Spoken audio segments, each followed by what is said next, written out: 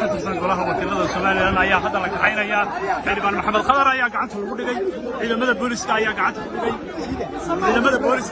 ku dhigay xildhibaan Maxamed Khadar oo ka tirsan golaha wakiilada Soomaaliland xildhibaan Maxamed Khadar ayaa la qabtay imika xildhibaan Maxamed Khadar oo ka tirsan golaha wakiilada oo maanta ay dagaalameen xildhibaano kale ayaa hadda la qabtay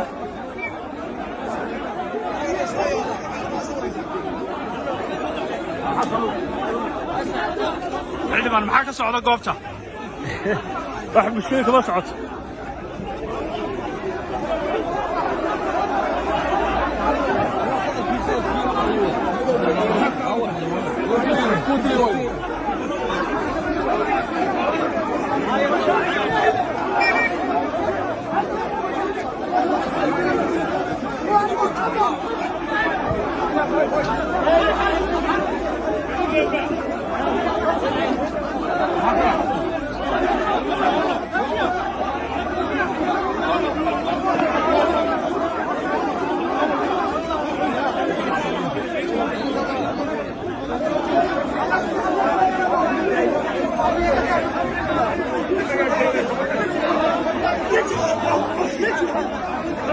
ilaa hadda ciidamadu kumay guulaysan inay qabtaan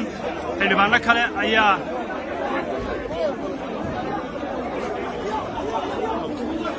buuq ayaa ka dhashay sidoo kale saxaafadda ayaa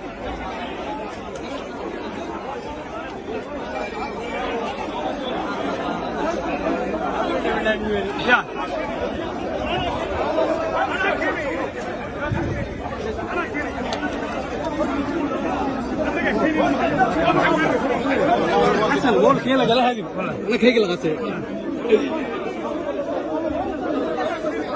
xildhibaanadu way diideen in xildhibaan Maxamed Khadar la xidho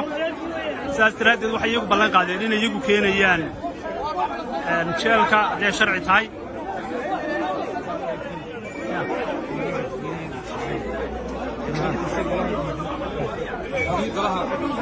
xogayaha golaha isdadaal ku bixinaya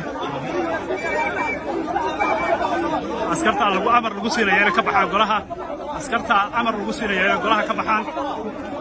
askarta lagu siinaya amar inay golaha ka baxaan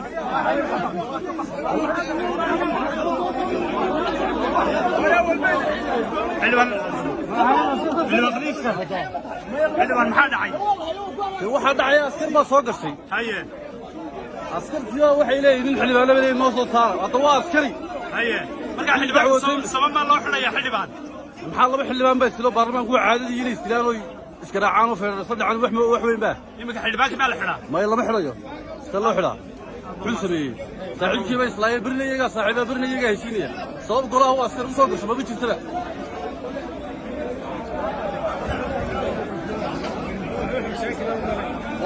ayaa ka taagan golaha